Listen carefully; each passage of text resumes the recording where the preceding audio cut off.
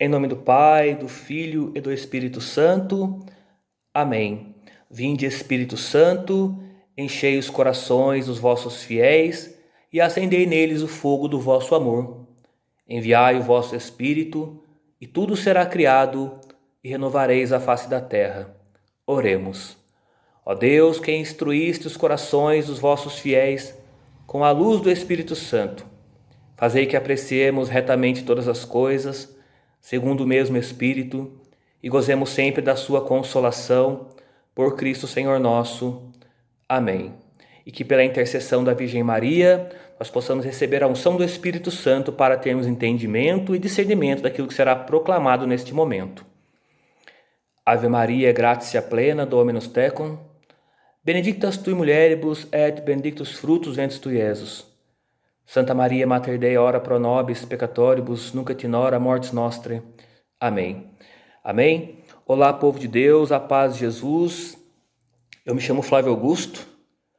Hoje eu queria falar um pouquinho com vocês sobre a identidade do cristão. Qual é a identidade do cristão? Com quem ele deve se parecer? E para falar sobre a identidade do cristão, eu preciso falar para vocês que hoje nós cristãos, o cristianismo, está passando por 3 crises. Eu vou chamar de 3 crises. A primeira é a crise da fé, onde Deus ele não está sendo mais o centro da vida do cristão, né? Onde Deus está ficando em segundo plano, onde as coisas seculares, as coisas do mundo estão entrando em primeiro na vida do cristão, e aí a gente está acabando deixando para Deus só aquilo que sobra. Se der e se sobrar, a gente entrega a Deus. Esta crise da fé, ela vai gerar uma outra crise, que é a crise doutrinal, onde Deus fica em segundo plano. Então eu, enquanto cristão católico, já não acho tanta necessidade mais de estar vivendo princípios, preceitos, mandamentos, sacramentos de Deus, né? Vou dar um exemplo para vocês do que é a crise doutrinal. Por exemplo, casais que são casados no civil ou que moram junto, né, amaziados, mas que não sentem a necessidade de receberem o sacramento do matrimônio. Eu estou falando de casais católicos que participam da igreja, mas que não veem mais a necessidade de estar recebendo o sacramento do matrimônio, onde ele não passa a ser tão importante mais para a vida do cristão. Vou dar um outro exemplo de crise doutrinal. Esta é um outro exemplo. Há uns 2 ou 3 anos atrás, nós tivemos na catequese dos adolescentes, no último ano especificamente para a Crisma, ou seja, eles já tinham passado por 3 anos para a Eucaristia na preparação, então mais 3 anos para Crisma, né? Para quê? Para sair como discípulo de Jesus, preparados para o mundo cristão, tendo uma identidade de Jesus Cristo, né? Sabendo a quem estão servindo, sabendo com quem eles devem se parecer. Mas no final da catequese, nos últimos 1 ou 2 meses para encerrar a catequese, alguns catequizandos, eles falaram para a catequista que não acreditavam em Deus, né?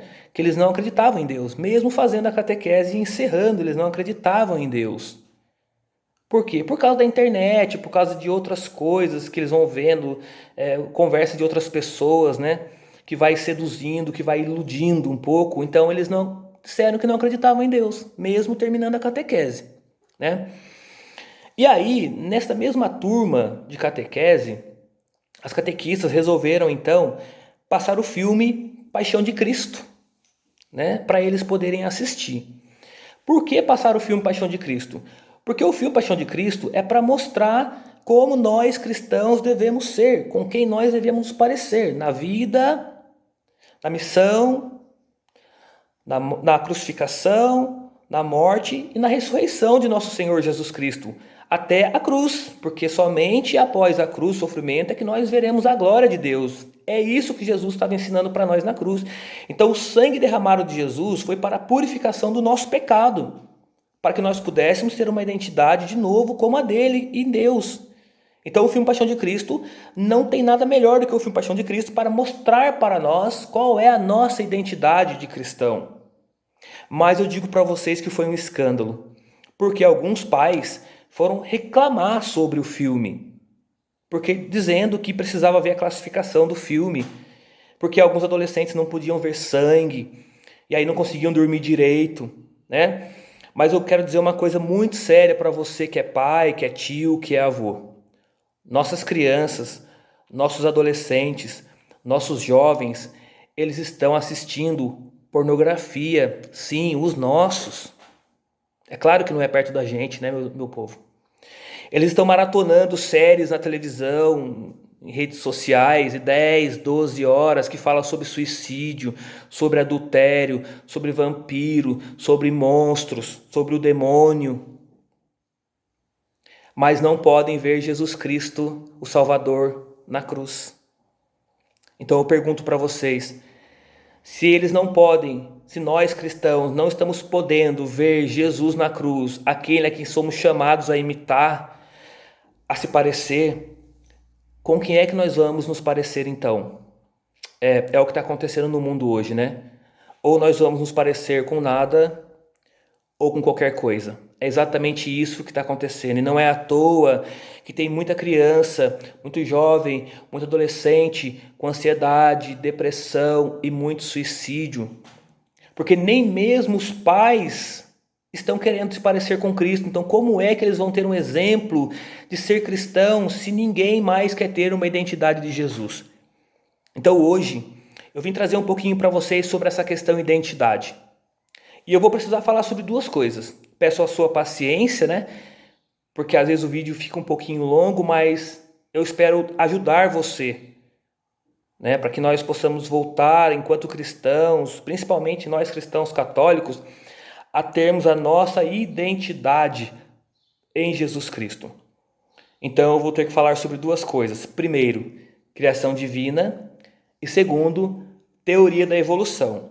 Lembrando que eu não quero desfazer de nenhuma teoria científica, até porque não tenho capacidade para isso, né? Capacidade técnica para isso, para desfazer teorias de cientistas.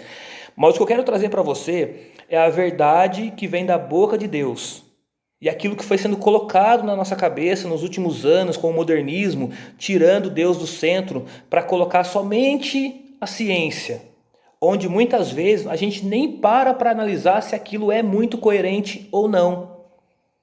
Então, para falar com vocês, eu vou falar primeiro sobre criação divina. E se você quiser pegar a sua Bíblia para acompanhar comigo, é o livro do Gênesis, é o primeiro livro da Bíblia, no capítulo 2, que vai falar sobre, o livro do Gênesis no capítulo 1, a partir do versículo 26, que vai falar sobre a criação do ser humano. Então, preste bem atenção para que você possa ouvir. Bom, outra coisa importante. Nós teremos algumas opções sobre a nossa identidade aqui. Eu não vou impor para você que você deve ser aquilo que eu estou falando, não. Você terá opções e a escolha será sua. Por quê? Porque nós somos aquilo que nós escolhemos ser. Nós somos livres, temos livre-arbítrio, né? Deus deixou a gente com livre-arbítrio, mas é importante nós termos um pouco do entendimento de outras opções e opiniões. Amém? Então, primeira coisa que eu quero dizer para vocês é sobre a criação do ser humano. Livro do Gênesis, no capítulo 1, a partir do versículo 26. Está escrito assim: Deus disse: façamos o ser humano a nossa imagem como a nossa semelhança. Domine sobre os peixes do mar e sobre as aves do céu, sobre os animais domésticos, sobre todos os animais selvagens e sobre todos os répteis que rastejam pelo chão. E Deus criou o ser humano à sua imagem, a imagem de Deus o criou, homem e mulher os criou. Deus os abençoou e disse: sede fecundos e multiplicai-vos, enchei a terra e submetei-a. Dominai sobre os peixes do mar, sobre as aves do céu e sobre todo ser vivo que rasteja pelo chão. E Deus disse-lhes: dou-vos toda a planta que dá semente e que está em toda a terra, e toda árvore em que há fruto que produz semente, serão vosso alimento. A todos os animais selvagens, a todas as aves do céu e a todos os seres que rastejam pelo chão e nos quais há sopro de vida, eu dou como comida toda a vegetação. E assim aconteceu, Deus viu que tudo que havia feito era muito bom, e houve tarde e houve manhã, sexto dia. Palavra do Senhor, graças a Deus. Bom, vamos entender um pouquinho então o que é a criação divina. Aqui então Deus diz que criou o homem e a mulher, e deu o nome de humano a este homem e a esta mulher. Por que Deus deu o nome de humano? Porque o nome humano, ele deriva de uma outra palavra, que é a palavra humus. Para quem trabalha com terra, com plantação, né? Que planta frutas, sabe que o humus é a melhor terra que existe para a plantação. É a terra que você vai colocar na sua planta e ela vai prosperar, ela vai dar frutos, vai ser uma árvore bonita, frondosa, né? E que vai crescer com saúde, com vigor. Ou seja, Deus não criou o ser humano, o primeiro humano, de qualquer barrinho não, porque nós sabemos que Deus criou o homem do barro. Mas não foi de qualquer barro, foi do barro nobre, do que tinha de melhor na terra. Para quê? Para dar frutos. E mais uma coisa, porque neste humano Deus colocou o sopro divino, ou seja, o Espírito de Deus, para habitar no ser humano, não podia habitar em qualquer coisa, em qualquer barro, então habitou no humus, no melhor que tinha. Então Deus escolheu o ser humano, você vem do melhor barro que existe na terra, do humus, para prosperar, para dar frutos. Para quê? Para ser imagem e semelhança do Criador, para se parecer com Deus. E depois ele diz, se parecer com ele, para dominar sobre todas as coisas. Entenda que dominar sobre todas as coisas, querido, não é mandar na vida dos outros, né? Não é ser um ditador, mas dominar sobre todas as coisas é você ter controle da sua vida, da sua família, onde quem dá a ordem, né, o segmento das coisas dentro da sua casa é você e não seus filhos, é você e não seu cachorro, né? Porque hoje quem está mandando na casa, infelizmente, são os animais e os filhos, né? Governar sobre todas as coisas é quando você está lá no seu emprego, mesmo que você não seja o chefe, mas as pessoas procuram você para resolver algum problema, porque elas sabem que você pode, porque você tem o Espírito de Deus em você. Dominar sobre todas as coisas é quando você mora num bairro, numa comunidade como nós moramos aqui, e as pessoas procuram você para resolver os problemas entre vizinhos, porque elas sabem que você possui o Espírito de Deus e sabe que você tem condições de resolver aqueles problemas para a comunidade, para a vizinhança. Isso é governar sobre todas as coisas. E foi para isso que nós fomos criados. E sabe o que é mais interessante? Que aqui Deus ele diz assim, ó, que criou o ser humano, né, criou todas as coisas, e no sexto dia ele criou o homem, criou o ser humano. Bom, mas se o ser humano é tão importante assim para Deus, por que então ele foi criado no último dia e não no primeiro? Não fica essa questão? Mas é muito simples de explicar. Por que Deus criou o homem? Ele criou tudo, todas as plantas, os animais, tudo que tinha para ser criado, Deus criou, deixou o paraíso lindo. E no último dia ele criou o homem. Ele criou o homem no último dia porque ele não queria a nossa opinião na criação. Ele não queria a gente colocando o nosso dedo lá naquilo que já estava bom, como ele diz aqui, que tudo era muito bom, que tudo que ele fez era bom. Agora eu fico pensando assim, eu quero que você mesmo pense. Se você tivesse sido criado no primeiro dia e Deus fosse criar outras coisas depois, como é que a gente ia se comportar, né? Aí Deus ia lá, criava a vaca e criava o macaco. Aí ele falava assim, bom, essa aqui é a vaca e esse aqui é o macaco. Aí eu, né, com o meu dedinho eu ia lá e falava assim, então Deus, mas eu acho que essa vaca não tem cara de vaca, tem cara de macaco. E o macaco tem cara de vaca. Não, meu povo, a vaca tem cara de vaca e o macaco tem cara de macaco, não é assim? Não, porque Deus não queria a nossa opinião, porque senão a gente ia querer ficar mudando tudo aquilo que Deus criou. E é exatamente isso que está acontecendo hoje.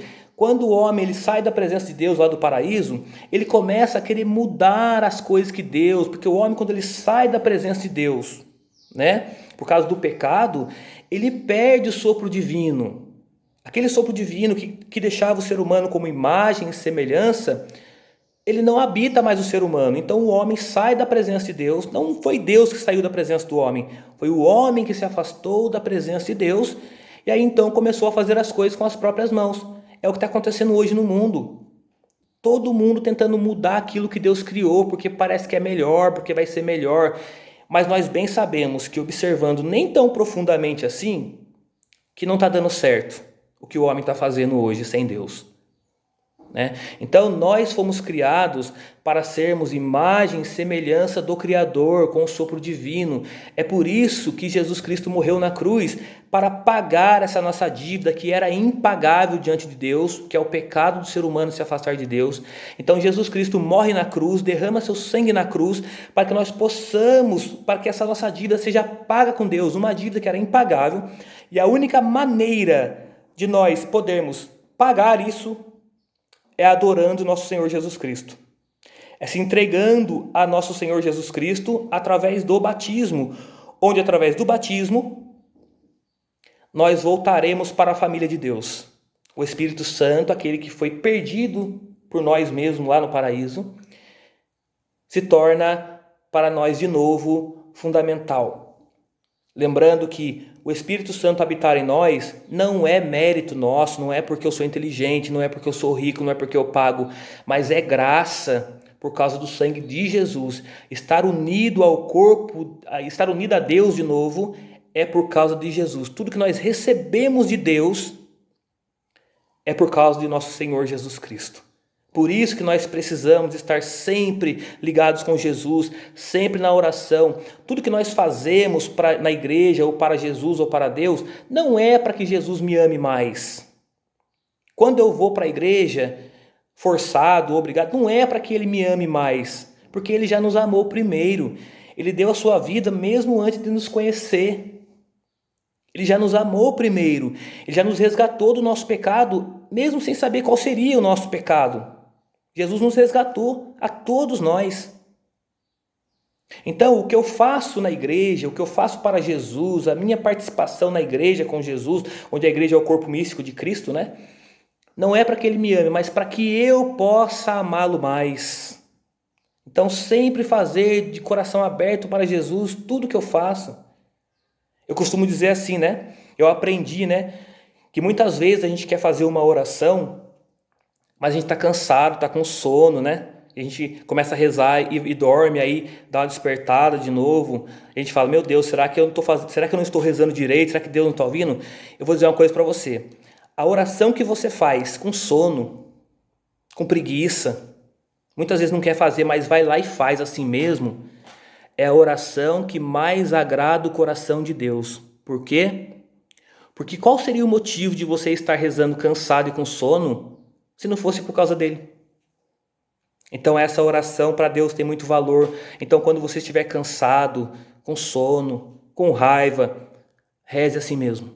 É a oração que Deus mais ouve, é aquela que você não quer fazer, mas faz só por causa dele.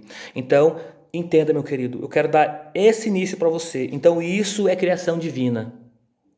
Criação divina é ser imagem, é ser criado do humus, a terra fértil, homem e mulher da terra fértil, para prosperar, dar frutos. Neste corpo humano foi colocado um sopro divino para você ser imagem e semelhança do Criador para governar sobre todas as coisas.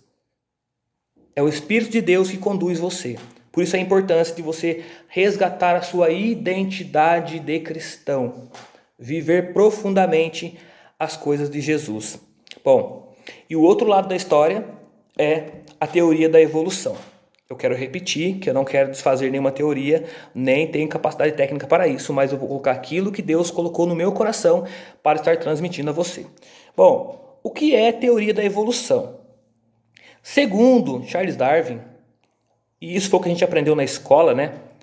O ser humano, ele descende de um ancestral do macaco. É um ser que foi criado lá atrás, que evoluiu lá de trás, né? E ele foi evoluindo, aí ele foi aprendendo a escrever na parede com coisas rupestres, fazer desenho. Depois ele vai evoluindo, chega até o macaco e depois vai evoluindo para chegar até o homem. Só nesse ponto eu chamo a sua atenção. Se ele foi criado lá atrás, há alguns milhares de anos, e ele aprendeu o fogo, ele aprendeu a escrever, a rabiscar na parede, a deixar sinais, como é que ele pode ter evoluído depois para o macaco que nada sabe disso e depois para o ser humano? O ser humano é um parente, né? Mas como que pode você ter a evolução, parar, a involuir no macaco e depois evoluir de novo? É um pouco, mas eu não quero entrar nesse mérito. Mas por que Charles Darwin chegou nessa conclusão? Porque fazendo os seus experimentos, ele percebeu ali que o DNA do ser humano era muito idêntico ao DNA dos primatas. Eu acredito, não tenho certeza, mas acho que 98% ali parecido com o dos primatas. Então o nosso DNA humano é semelhante ao DNA dos primatas. E mais um detalhe, ele observou que os primatas, eles têm este dedo que se chama dedo polegar opositor e que conseguem fazer este movimento que é chamado movimento pinça. E Charles Darwin chegou à conclusão que os únicos animais que poderiam fazer este movimento seriam os primatas e o ser humano. Então, como os primatas tinham um DNA parecido e faziam esse movimento, o ser humano tinha um DNA parecido com o dos primatas e também fazia esse movimento, a conclusão foi então que o ser humano vem desta evolução, lá dos primatas, né? Nossos primos, nossos irmãos, eu não sei, mas esta é a teoria, né? Mas tem uma coisa, eu sempre digo isso para as pessoas, eu sou uma pessoa muito curiosa, eu gosto de saber profundamente aquilo se é verdade ou não, né? Até porque essa teoria de Darwin ela já é muito antiga, né? E a gente pensa assim, nunca ninguém parou para questionar isso, mas eu fui fazer uma pesquisa e eu cheguei numa conclusão. Eu falei, será possível que só existe um ser parecido com o ser humano que faz esse movimento? Não é possível. E aí eu digo para vocês, eu encontrei mais um, que é o koala. Vocês já viram o koala? O koala é um bichinho bonitinho, cinzinha, parece um ursinho de pelúcia, não é assim? Para quem já viu, mas é isso que ele é. Por quê? Ele é um bicho preguiçoso, comilão, dorminhoco.